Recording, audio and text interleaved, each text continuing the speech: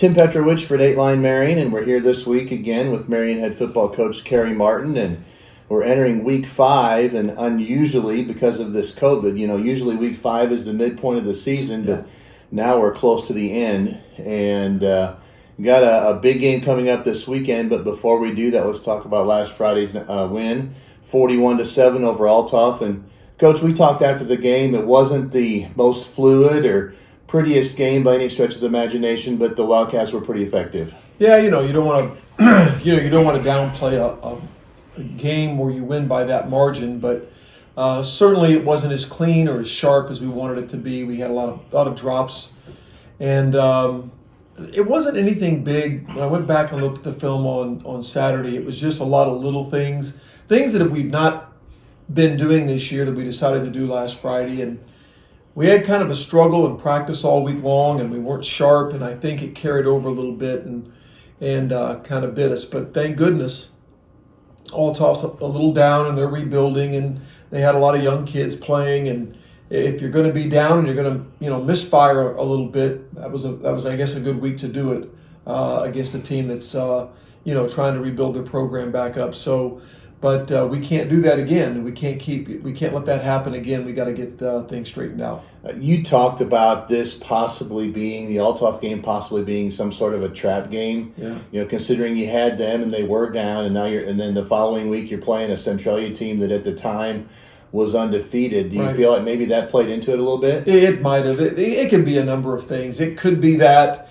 I think sometimes we as coaches take out our coaching crystal ball and we think we know, and we may be right, we may be wrong. It could be just a number of factors. It could be they looked at their record. It could be maybe just a little bit of a letdown from a number of things. I don't know. It just sometimes those things just happen in ball games. And you watch enough football, you see good teams have off nights. And again, I'm not saying it was a bad game. I thought the defense played really well. It was just some miscues, and there were some mental mistakes that we haven't been making. And again, the struggles began last Tuesday in practice and kind of carried over to Friday. So I'm hoping that we can get those things straightened out and play a little cleaner game on Friday, because we're going to need to. How much of it was, and a lot of people may not think of things like this, but sometimes you make little mistakes in a game, and it's maybe someone just off a step on a defensive play, but the defense is right there, the rest of the defense is right there to pick it up, or little mistakes like that. These, I think, may have been, not that you don't have mistakes like that in a game, but they may have been magnified because they were in high profile situations. That could be true. That's a good point. And we missed some scoring opportunities, and when you miss those scoring opportunities on a long pass or a short pass, they tend to magnify. And I think also, if you miss a scoring opportunity and then fail to score on that drive, it magnifies the misplay. If you go ahead and score on that drive, then it doesn't seem as bad. And so I think a lot of times what you hope you get is, if someone has an off night, you have someone step up and play a little better. And we've seen that throughout the season, where maybe a player didn't have statistically their best game or made some mistakes. Someone else had a really, really good night to compensate for that. And I told you after the game, I'm most proud of our defense, because it's been the constant. The offense has been really good all year, but I feel like the defense has been good 4 out of 4 weeks, and the offense has been very good at times and just good other times. And I think the defense has been a constant. So I think, and I think to be a really good football team, your defense must be a constant, because if your defense fluctuates between good play and bad play, you're in trouble. I think if your defense is always a constant, you got a chance to win every game, even if the offense isn't clicking on all cylinders. Let's talk about that defense a little bit, because when you have an offense that averages more than 40 points a game, and 41 is maybe an off night for them, you held Althoff, which has some talented athletes on that team, 76 yards in the first half. Their score came on basically a perfectly executed, almost accident touchdown pass, because the kid kind of tipped it to himself and caught it on his shoulder and fell into the end zone. So defensively, it was a very solid effort, which you said has been consistent throughout this season. Yeah, I think so. And I think, the scheme that we run, I think, fits our kids well. And I think Coach Wimberly, Coach Skeet, Coach Dunning have done a great job in taking the skill sets that our kids possess and putting them into a scheme that they fit and they understand. And I think the way they've grown a lot, I think, as a defensive coaching staff. We're doing some new drills and some new things in practice that I think have made the defense better. We're always trying to change and improve, and I think look for better ways to practice. And I think one of the things that we've done is improve the way we practice on defense and not just trying to simulate every play the offense we're going to face is going to run, because that's difficult to do. When you face a team that has Evan Leak at quarterback, we don't really have anyone to simulate a quarterback that can run around like that.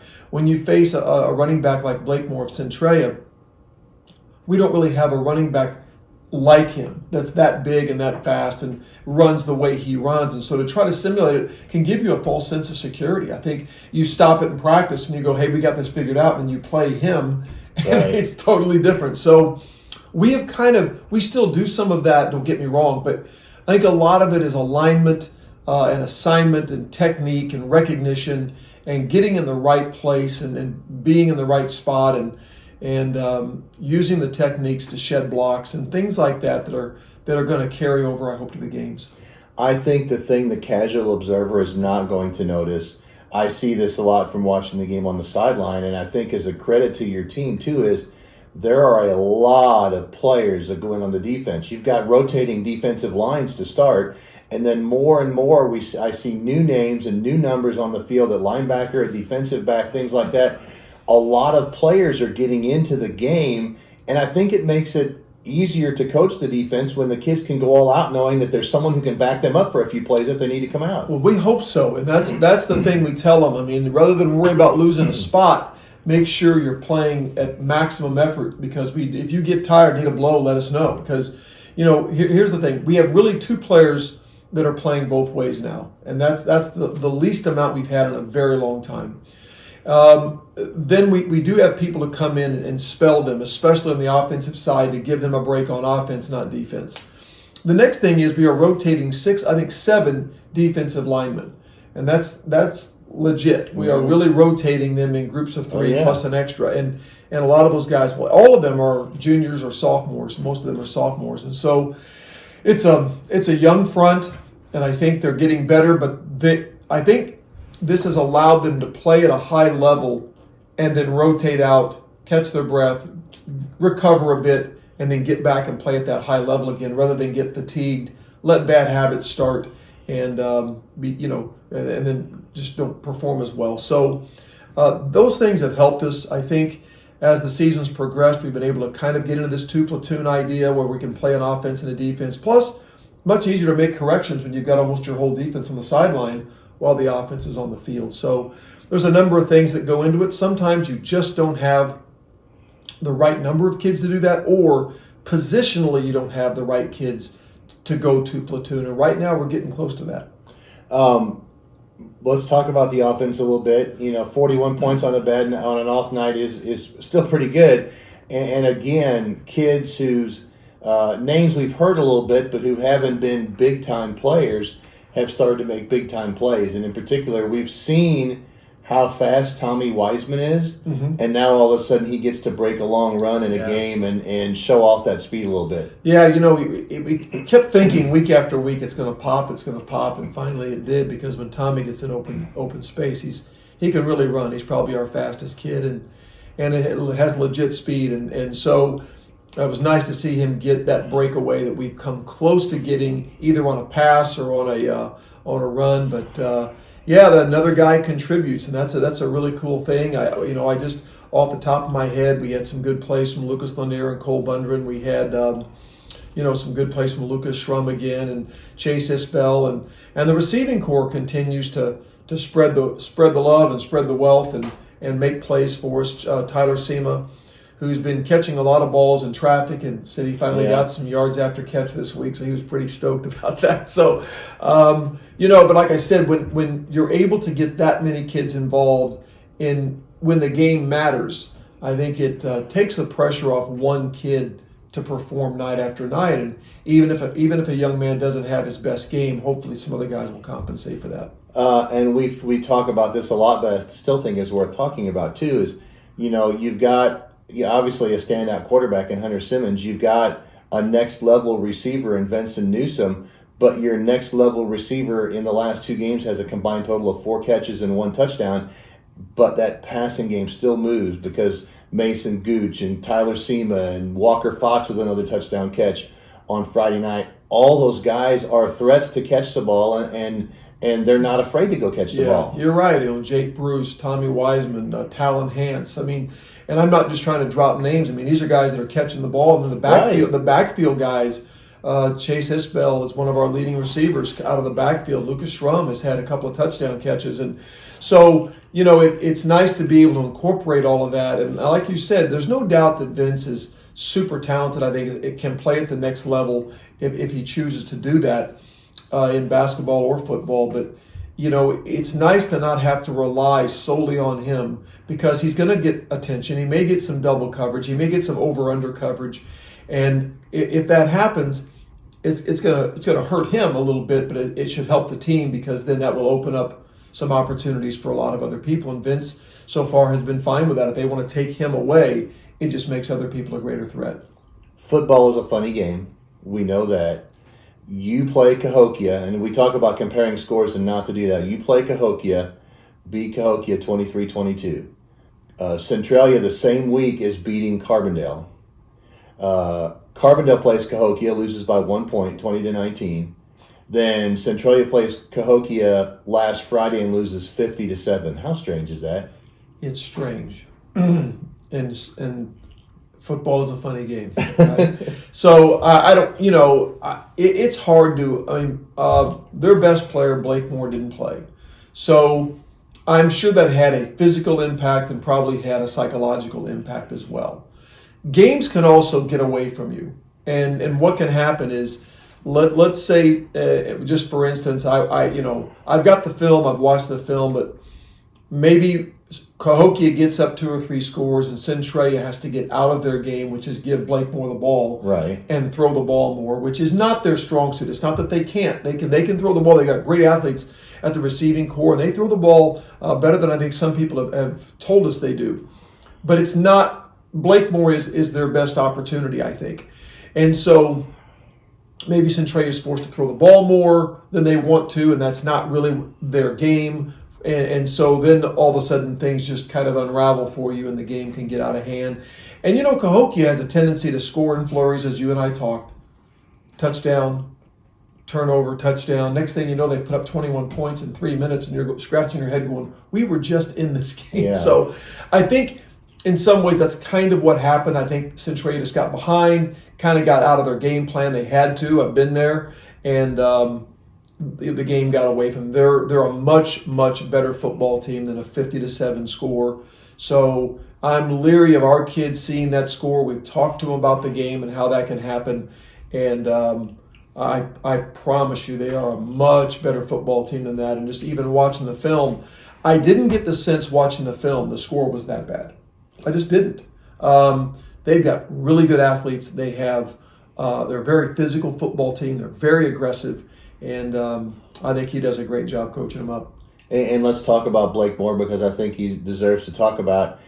To me, he looks like, and it's been a couple years since we've seen him play, and he still was pretty influential in the last game that he played. He's the kind of a back who not only has good quickness, but he's got pretty decent size, and he's a fast bruising running back, which is a great combination in high school. Yeah, well, great if you're on his side. It's right. Not great if you're on my side. So yeah, I'm impressed by him, and he's a really, really good football player. And we've had a long, great tradition of running backs here in this conference for many, many years, and we've had him play at University of Illinois, and we've had him play for the Pittsburgh Steelers, and we've had him play for the University of Miami of Ohio, and we've seen them go a number of places, and we ourselves have had a lot of great running backs from Henry Jones and Shaquille Ivy and a whole slew of good backs that have been notable in Southern Illinois. And so he is just another example of that. Rashad Campbell was a great example, and Javon, of course, at quarterback / running back at Centralia. So Centralia's had a great run of these backs, and Blakemore certainly is in that category of the great ones. So he will present a really big challenge for us. Is it again a situation where if the Wildcats go and play football and take care of themselves, that they'll be able to take care of this game, or not necessarily run away with it, but you're going to have a good shot if you just take care of the things that you need to do? Yeah, every coach goes in thinking that if we execute our game plan and we can do the things we think we can do well, we feel like we got a good chance to win. And I'm sure Centralia is there thinking if they can get their game plan executed, they can, So, I'm not into score comparing. I'm not into predicting, because I just know so many things go into a win in football, and you got to get a little bit of luck. You got to stay healthy. You got to have everybody clicking on the same cylinders. The ball's got to bounce your way a little bit. A tip here, a fumble there. You got to protect the ball and not turn it over. And so, we feel like when we execute and we play the game we're capable of playing, we can compete with most everybody. But that's the key. We cannot beat ourselves and go out there and still beat Centralia. There's no way. We have to make sure that if we lose this football game, it's because Centralia is a better team. This is something that we probably have never talked about before, but Friday night at Centralia will be the only game this season you play on natural grass.